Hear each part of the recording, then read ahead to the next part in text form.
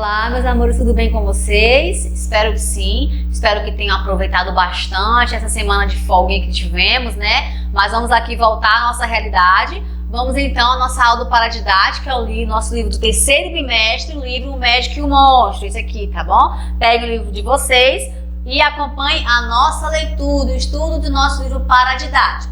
Bom, nesse livro, pessoal, nós temos algumas características, algumas coisas que vamos aprender, né? Vamos mergulhar aí nessas grandes aventuras, né? Participaremos de grandes aventuras nas leituras desses capítulos. Essas aventuras ficarão na nossa memória por muitos anos, com certeza. Vocês vão gostar muito desse livro.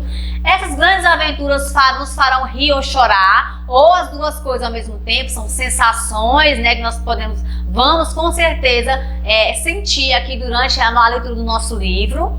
Essas grandes aventuras nos levarão a enxergar os mistérios do espírito humano. Nesse livro vocês vão ver várias características que de repente você até tem dentro de si e não descobriu ainda. Vamos descobrir aqui nesses nossos mistérios, né, do espírito humano.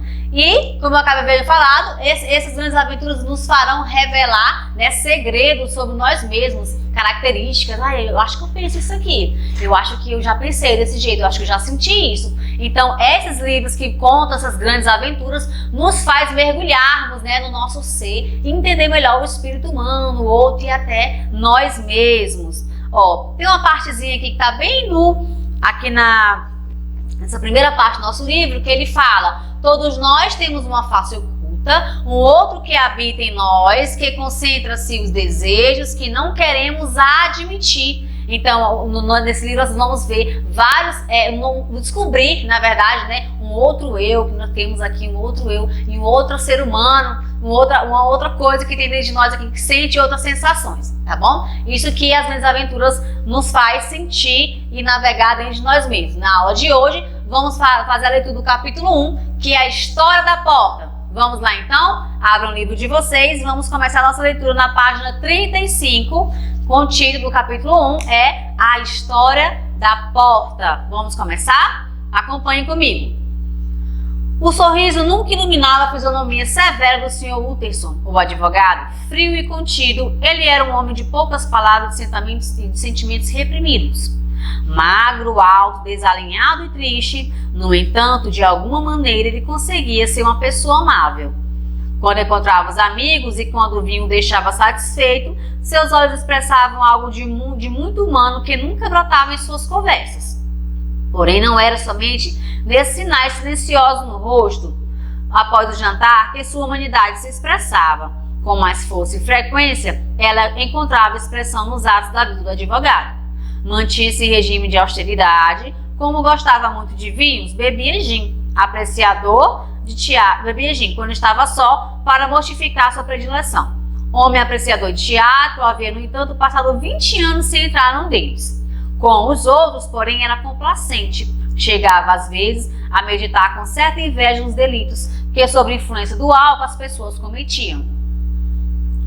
Mas, houvesse o que houvesse, inclinava-se mais a ajudar os outros do que a reprová-los.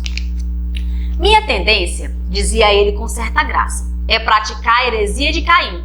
Deixo que meu irmão vá para o inferno como preferir. E aqui perceba que temos esse númerozinho aqui, na lateral nós temos aqui, o que significa essa alusão que ele fez? Ele fez uma alusão de forma irônica a uma passagem da Bíblia, né, onde Deus conversa com Caim, onde ele fala assim, em Gênesis 4:9. Então Javé perguntou a Caim: onde está o seu irmão Abel? Caim respondeu: não sei. Por acaso eu sou o guarda do meu irmão? É uma referência irônica que ele fez nessa passagem bíblica. Continuemos então nossa leitura. Com semelhante índole, o Sr. Utterson costumava ser o último amigo de boa reputação e a derradeira boa influência com que podiam contar aqueles que haviam se degradado. E nenhum deles poderia dizer, enquanto procurassem, que havia notado qualquer sinal de mudança em seu comportamento. Na verdade, essa não era uma proeza muito difícil para o advogado, porque, por natureza, ele era reservado. Suas amizades pareciam estar fundadas na solidez e afinidade de caráter. O acaso é que ia formando seu ciclo de amizade. Seus amigos eram pessoas de seu próprio sangue ou conhecidos de longa data. Suas afeições, como a era, cresciam com o tempo e não exigiam muito cuidado. Não era de outro tipo o laço que unia o Sr. Richard Elford, seu parente distante e pessoa muito conhecida na cidade. Muitos ficavam se perguntando o que os dois tinham a ver um com o outro e que assunto poderiam ter em comum. Aqueles que o encontravam os dois juntos, em caminhadas que faziam aos domingos, contavam que eles iam silenciosos, um tanto taciturnos e que saudariam com evidente alívio o surgimento de algum amigo. Ambos apreciavam muito essas excursões, consideravam-nos no grande momento da semana, deixando de lado por elas ocasiões de prazer e mesmo os interesses de trabalho para que pudessem desfrutá-las sem interrupção. Aconteceu em um dos mais passeios que eles acabaram chegando a uma rua de bairro muito movimentado em Londres. A rua era pequena e o que se pode chamar de tranquila, mas com o comércio bem movimentado durante a semana. Os frequentadores pareciam ser prósperos e pretender ficar mais ainda para poder gastar o excedente de seus ganhos com futilidade. Assim, as vitrines e as filas de vendedores sorridentes se estendiam ao longo da rua como um convite. Mesmo aos domingos, quando não apresentava seus maiores encantos e comparativamente estava vazia, a ruazinha se destacava em contraste com a vizinhança suja como se fosse luz na floresta. Seus postigos recém-pintados, seus metais bem polidos e a limpeza e a graça que tinha em geral agradavam de imediato a vista do visitante. Na segunda porta antes da esquina, a mão esquerda de quem vai para leste, a linha da rua quebrava para a sua entrada de um pátio. Exatamente nesse ponto, um sinistro bloco de edifícios invadia a rua. Tinha 2 andares e eram sem janelas. No térreo só havia uma porta. A parede na parte de cima era descolorida. Cada detalhe trazia as marcas de uma prolongada e sórdida negligência. A porta, sem campainha ou aldrava, era cheia de borbulhas e já não tinha pintura. Vagabundos se espichavam em sua soleira e riscavam fósforos nas paredes. Crianças brincavam nos degraus. Um estudante havia experimentado a faca em suas molduras e por cerca de uma geração não apareceu ninguém para afastar esses visitantes casuais ou reparar seus estragos. O Sr. Enfield e o advogado estavam do outro lado da rua, mas quando eles chegaram frente à entrada, o primeiro ergueu sua bengala e apontou. "Você já reparou aquela porta?" E obtendo resposta afirmativa de seu companheiro acrescentou: "Ela está ligada em minha frente a uma história muito estranha." "Mesmo? E qual é?" O Sr. Utterson falou com uma ligeira mudança em sua voz. "Bem, foi por aqui. Eu vinha para casa de volta de algum lugar no fim do mundo, por volta de 3 horas de uma fria manhã de inverno, e meu caminho era por uma parte da cidade onde não há literalmente nada para ser visto, a não ser as lâmpadas. Rua após rua, todos dormindo. Rua após rua, tudo iluminado como por uma procissão e tudo tão vazio quanto uma igreja. Até que, por fim, cheguei àquele estado mental em que se começa a escutar tudo com atenção e desejar que surja algum policial. Nesse momento, vi 2 vultos, um de um homem baixo, que andava pesadamente na direção do leste, e o de uma menina entre 8 e 10 anos, que corria tanto quanto conseguia em direção ao cruzamento. Bem, ambos corriam na direção de um do outro, e então aconteceu uma coisa horrível. O homem atropelou a criança e deixou-a gritando no chão. Não parece nada quando a gente vai ouvir isso, mas foi terrível de assistir. Ele não parecia um homem, mas um possesso. Eu me pus a correr atrás do sujeito e o trouxe de volta para o lugar, onde já havia um grupo em torno da criança. Ele percebeu completamente frio e não ofereceu resistência, mas deu uma olhada que fez com que me escorresse o suor. As pessoas que cercavam a menina eram seus parentes e imediatamente o médico que tinha ido buscar apareceu. Bem, a criança não estava tão mal, mas assustada, de acordo com Salbones, o médico. E você pode achar que tudo termina aí, mas houve uma circunstância curiosa. O sujeito me desagradou desde o primeiro momento e também a família da garota, o que é natural, mas a história do doutor foi a que me atingiu. Ele era do tipo acabado do boticário, sem cor ou idade definidas, com um forte sotaque de Edimburgo e tão emocionante quanto uma gaita de foles. Pois bem, senhor, ele estava como todos nós, toda hora olhava para meu prisioneiro, mas eu vi ficar doido e branco com o desejo de matá-lo. Eu sabia o que se passava em sua mente e ele sabia o que se passava na minha. Mas como matar estava fora de cogitação, nós fizemos o que era possível de se fazer. Dissemos a ele que podíamos e iríamos fazer um tal escândalo sobre o fato que seu nome passaria a cheirar mal de uma ponta a outra de Londres. Se ele tivesse algum amigo respeitável, que se preparasse para perdê-lo. Por todo o tempo em que estávamos pressionando, mantínhamos as mulheres tão afastadas dele quanto possível, porque eles estavam furiosos como harpias. Nunca vi um ciclo com rostos tão furiosos. E lá estava o homem no meio, com um ar frio e escarnecedor. Assustada, eu podia ver que ele estava mais mantendo o controle do Senhor como se fosse um Satanás. Se vocês querem extrair o dinheiro do Ocidente, ele disse, eu estou naturalmente sem saída. Mas quero evitar uma cena, digo quanto? Bem, nós o esprememos em 100 libras para a família da menina. É claro que ele teria resistido, se não formássemos um grupo ameaçador.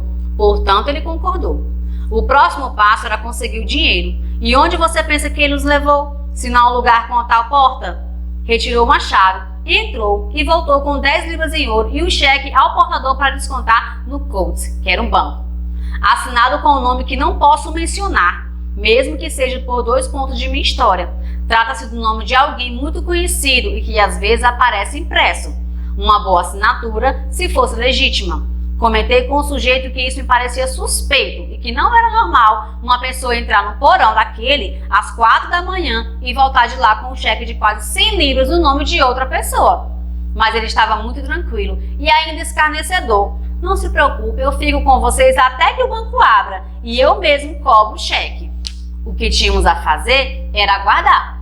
O doutor, o pai da criança, nosso amigo e eu, e portanto passamos o resto da noite em minha casa. No dia seguinte, depois do café, fomos ao banco.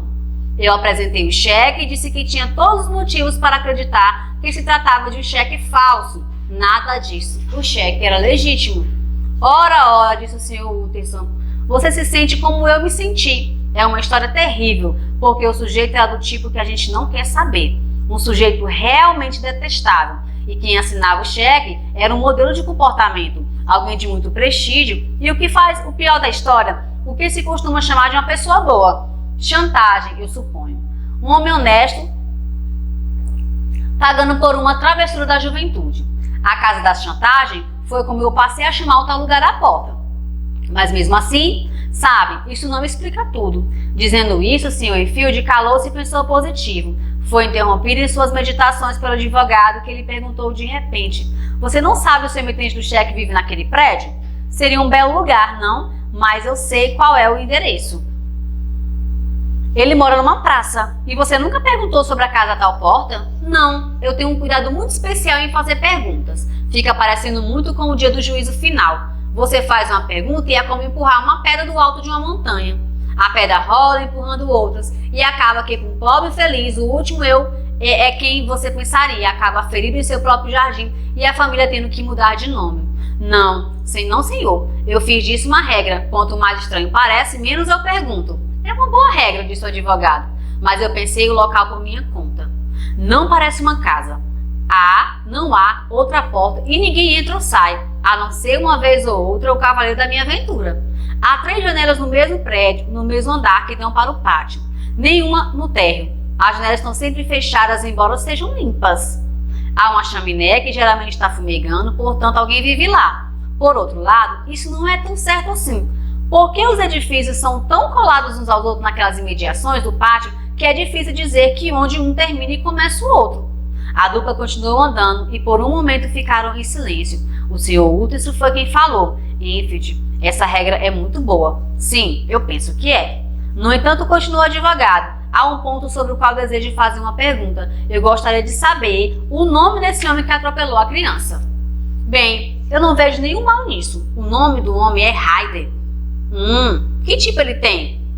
É um tipo que não é fácil de escrever. Há algo de errado com sua aparência. Algo desagradável, decididamente detestável.